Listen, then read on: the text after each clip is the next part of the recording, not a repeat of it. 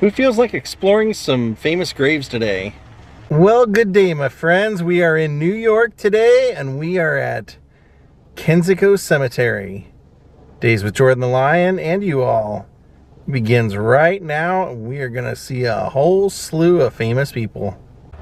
So straight ahead, the first person we're going to visit is in this shrubbery enclosed section, Evangeline Booth. She was the first general of the Salvation Army in America. Her parents actually were the ones that started it in London. They would help raise money for those who didn't have it, less fortunate. You can see here it says Evangeline Corey Booth, Warrior of the Cross, born on Christmas Day in 1865, promoted to glory July 17th, 1950. Fourth daughter of William and Catherine Booth, founders of the Salvation Army. Fourth international leader of the movement. Yeah, so she was she was the first leader here in the U.S., but she convinced the U.S. to let women that served in the Salvation Army go overseas and help over there, especially during World War I. So she was considered the fourth international general of the Salvation Army. Great organization. So now we're visiting one of my favorite artists of all time, the great Al Hirschfeld. That's a great headstone. There he is. All his glory. Al Hirschfeld. But thy eternal summer shall not fade. William Shakespeare. That is not only Hirschfeld, that is a Hirschfeld. Al Hirschfeld was famous for using a crow quill when he would draw. He was primarily, well, I guess not primarily, but known a lot for his black ink drawings. He did do color also, but he was first got a little bit of work in the New York Herald, then was in the New York Times. So he was the famous guy who would do all the caricatures for people in movies and on Broadway. They would publish in that magazine. And he would always incorporate, he was married for a short time when he was a young man, and the year they divorced he got remarried, and his wife and he had one daughter, and her name was Nina. And so from then on, I think that was like 1945-ish when she was born, from then on he started incorporating her name into his art somewhere. And if you look, I believe he would sign his name with like a number, and that would tell you how many Ninas there were. But if you, well, like here's one, you can see Nina written right there in his hair. Oh, train coming through. But you'd always have to look real careful because it could be up here in like the bald spot, just a couple of hairs saying Nina. It could be in his eyebrows, it could be in his whiskers, it could be down here where his elbow folds. I loved it. I love that style. Teachers in elementary school taught us about him, and I always thought that was just so cool. He didn't do a whole lot of stuff for TV as far as his artwork, but he did do the illustrations for Candid Camera. And he did one of Alan Funt that pissed off Alan Funt so much that Alan Funt went to the network and said, if you publish this or if this comes out in a magazine, I quit. Wow. Rest in peace, Al Hirschfeld. New York staple, New York icon. Born in St. Louis, but definitely a New York icon. So this big mausoleum over here is for someone very important, Mr. David Sarnoff, who, if you like RCA or NBC, he was in charge of it pretty much from the time RCA was founded. He saw the potential in the radio business and then television, and he was named Brigadier General, NBC, which then gave him the nickname of the General. So he was the one who was responsible for all the success of NBC. He oversaw it. He helped form RKO. He was heavily involved in everything. In fact, he was the one who came up with the Sarnoff rules, which were how a studio or corporation would figure out how much it was worth based off of the viewers that it was getting by how much it was spending, things like that. Guy was extremely influential. He was involved in what was the conglomerate of RCA, NBC, and all that stuff from 1919 until he died in 1970. He was actually someone who saw that you could use radio when radio was first invented, when the patent was wearing off. He saw that you could actually use it for more than just back and forth communication, you know, like a telephone or something like that. He saw that you could actually use it to get it to the masses. And so he was actually the first one to receive the wire that the Titanic had sank. His crypt is to the left and his wife Elizabeth is to the right. The beautiful piece of stained glass in there. Here you can see his name.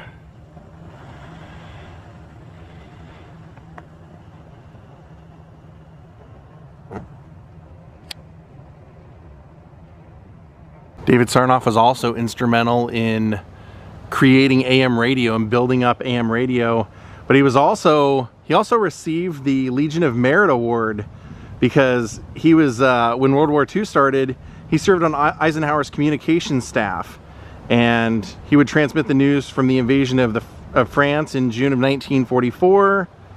He arranged for the restoration of Radio France's station in Paris. Over here we actually have a couple of famous graves. We have one right here, big band leader, then author over here. Here we have Tommy Dorsey, the Tommy Dorsey Band. Dorsey Brothers Orchestra. That would have been during my papaw's time.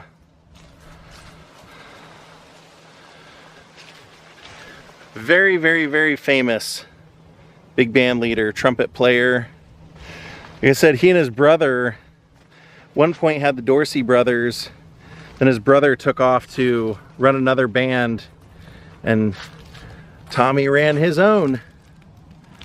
Tommy Dorsey Jr. Thomas F. Dorsey Jr., known as Tommy.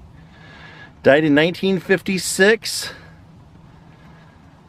Look at that, they've even got a trombone in some of his music here. The Sentimental Gentleman is what they called him. He actually passed away very sadly. It was like a week after his 51st birthday, and he had been recently prescribed sleeping pills, and he had eaten a big meal before he went to bed and ended up, I guess, choking to death in his sleep. Very sad. Very sad. I believe after his death, his wife allowed other people, well, first his brother Jimmy took over the Dorsey band and toured around with it for a year, and then he died. And then his wife allowed other people to continue the lineage, the name, and go out and tour with it. I think eventually Frank Sinatra Jr. was one of them that did that. He would always start his shows with "I'm Getting Sentimental Over You." That was his theme song. They nicknamed him the Sentimental Gentleman of Swing. So over here, as I mentioned, that's interesting, that American flag. Huh, that's nice. But right over here we have Anne Rand O'Connor. Alice O'Connor was her real name. And she became famous for The Fountainhead and Atlas Shrugged, two of her most famous pieces. Ayn Rand had a philosophy she called objectivism, and she actually sold 37 million copies of her books, where she basically believes that reason should overcome anything else, that she rejected faith, She thought that, you know, everything could be explained through reason. She described her philosophy of objectivism as a heroic being with his own happiness as the moral purpose of his life, with productive achievement as the noblest activity, and reason as his only absolute. It's not a bad way of looking at it, but I mean, looking at the world by any means, but yeah, that's what she was known for. Ayn Rand. Now this next one I am so excited to see because I love baseball. I love the history of baseball, and even if the Yankees aren't my team, I love the history and the players that made the game great. And right over here is one of the all-time greats, Lou Gehrig, the Iron Horse. This guy signed in 1923. For years he had the record for the most grand slams in a career, held the most consecutive games played until Cal Ripken beat the record. 2,150 games this guy didn't take a break. Didn't sit out a game, nothing. Then of course, he ended up contracting this horrible disease that ended up stopping his career and making it really difficult for him to get around, control his muscles. Now they call it Lou Gehrig's disease. Henry Lou Gehrig. The great one. First baseman for the Yankees. The all-time great Yankees teams, the 1927 team, Murderers Row. Lou Gehrig had everything. He could do everything. He was a Triple Crown winner. He was a multiple-time MVP, multiple-time World Series winner. Some people are just destined for greatness, and Lou Gehrig was one, but his flame was not meant to last long, unfortunately. He got the most out of every day, that's for sure. It's kind of interesting. There's a little keyhole there. I'm wondering if maybe their ashes are in there, if that's how that works. People have left, fans have left baseballs and bats. This guy's a true testament to what being a grateful baseball player, being grateful for the game and grateful for the gift that God gave him. Rest in peace, Lou Gehrig. It's interesting to me, that was his father's grave in front, Henry Lou Gehrig.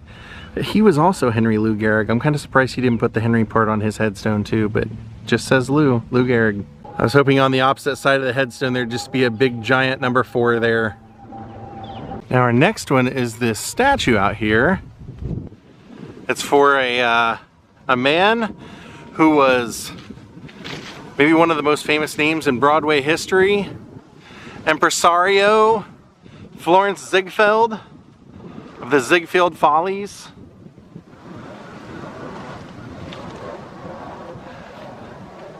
The shade's kind of hiding this beautiful statue, but he was very famous in his day.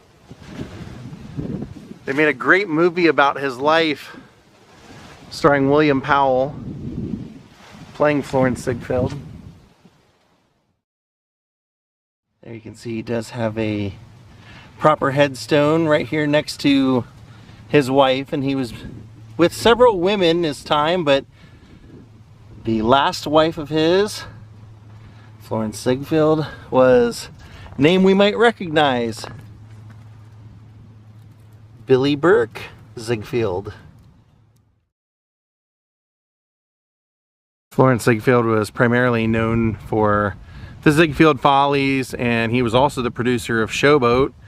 And he's in the American Theater Hall of Fame, but those are always risky ventures, and he would put a lot of money into a production. A lot of times would lose it all and have to rebuild himself. So the guy had a pretty amazing life and a pretty amazing career. But I mentioned we knew his wife, and his wife was famous in her own regard because Billy Burke was the beloved Glinda the Good Witch. Good Witch of the North from Wizard of Oz. A few more really interesting ones coming up here. 3 of them I can think of. Over here we have a really interesting one. Had to stand here because otherwise I'm getting kind of shaded out of it, but this is the grave for Harriet Quimby. Harriet Quimby was, well, she was the very first woman to receive her pilot's license in America. And that's basically, you can see what it says. First woman in America to receive a pilot's license to fly, the first woman in the world to fly a monoplane alone across the English Channel on April 16th, 1912. The life of this heroic girl went out when she fell with her passenger airplane in Boston. July 1st, 1912. She was dramatic editor of Leslie's Weekly. Yeah, from what I understand, one of the reasons she wanted to get her pilot's license was because she found out that if you had your pilot's license, you could make like $1,000 a performance being an airplane or an aviation aerialist. So that's where it all started, and her dreams just kept growing. So we always hear about Amelia Earhart, and she's kind of the legend of women in flight because she was lost, but Harriet Quimby was the first woman in America to receive her pilot's license, fly alone across the English Channel, and then passed away flying. Rest in peace, Harriet Quimby. Now this one's right, you go around this circle, and right here on the corner kind of stands out from all the others. Cherished actress, it says on here. Beautiful flowers, beloved wife, mother, grandmother, sister and daughter, Miss Anne Bancroft Brooks.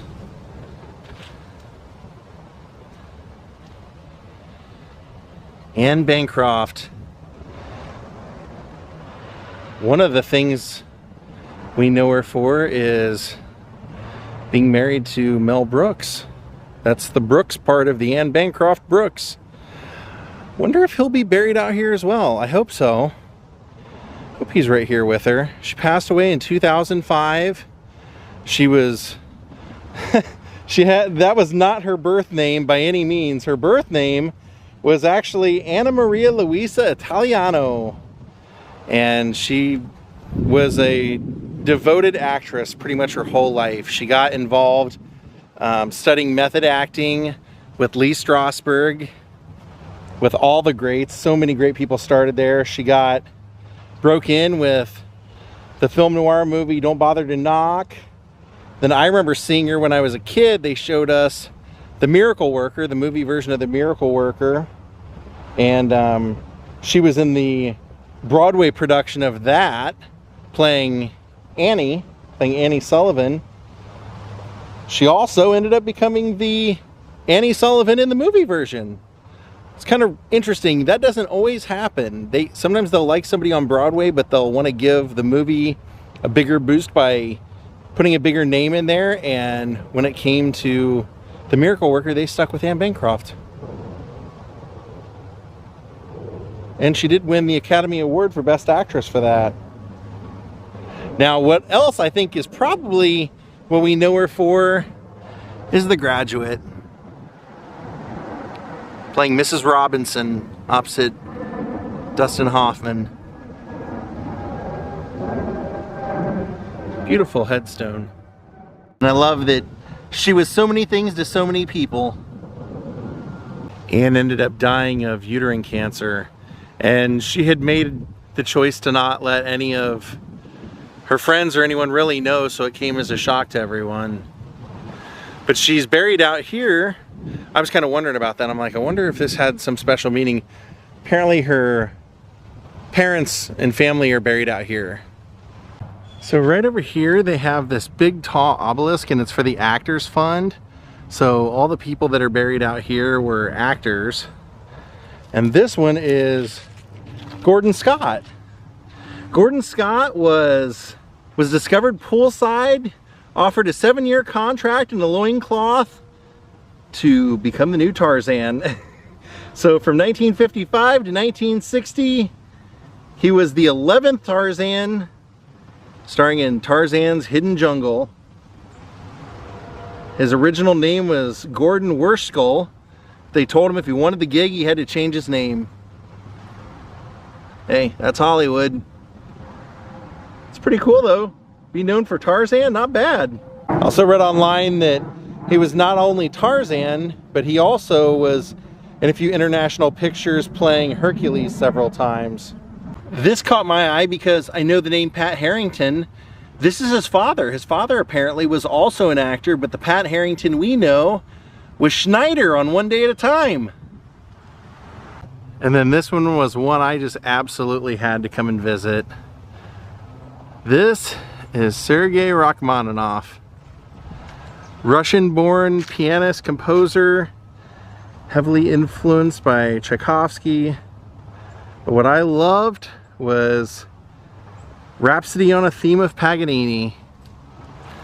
That is the song, if you like Somewhere in Time, that is the song that is on the music box.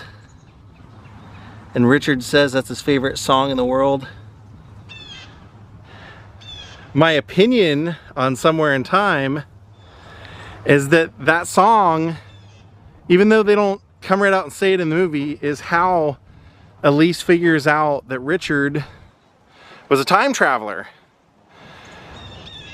Because there's a point where they're talking about the song and she says that she's seen him in concert and never heard that song. He writes the song much later in his life, and so Elise, after Richard's gone, must eventually follow Rachmaninoff's career. When that song comes out, then she hears it, knows that Richard would have been a time traveler. How else would he know of this song? And then she has that music box of the Grand Hotel with that music playing in it for the rest of her life. So that is the connection I have to Rachmaninoff. I love that song. And it's not only in Somewhere in Time, but it's also the song that Phil Connors from Groundhog Day, it's the same song that he learns how to play on piano from the local teacher.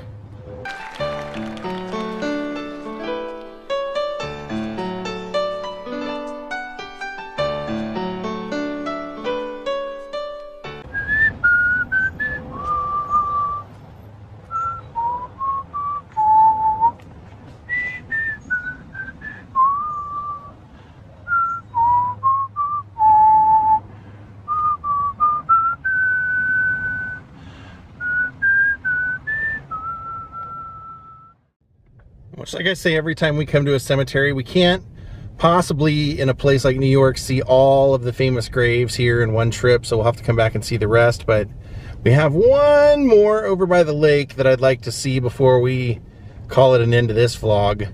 Little love of Christmas Vacation leads me to this one. To be honest, I'm kind of surprised more people that we saw today weren't buried near the lake. I think they'd want the lake view. So right over here, tucked in between these graves, there's a little bench over here under this tree, very unassuming. And that is the grave, the man we came to see.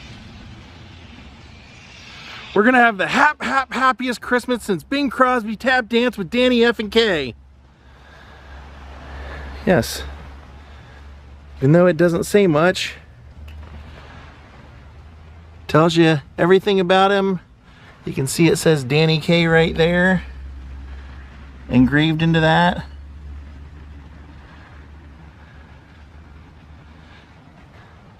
Got pianos and airplanes, baseball, kinds of art. This is the final resting place of Danny Kaye, vaudeville star, turned radio star, television, movies, dancing, Broadway, musicals in movies, and of course, White Christmas. How could you ever forget White Christmas with Bing Crosby? Guy is a legend. Really could do anything. Physical comedy, just about everything. I remember they use him as a standard when they would talk about people that you couldn't pigeonhole. People like Dudley Moore, who was also that way. Could do a little bit of everything. Kind of surprised they don't have more on here that says Danny Kaye than just the just that little, it looks like a baker's hat. It says it right on there, it says Danny Kaye, but other than that, not much else. All right, my friends, we're gonna call it a day. I hope you enjoyed our tour today of Kensico Cemetery in Valhalla, New York. Danny Kaye and I are gonna tell you to have a white Christmas, have a Merry Christmas, and we'll see you next time. Goodbye.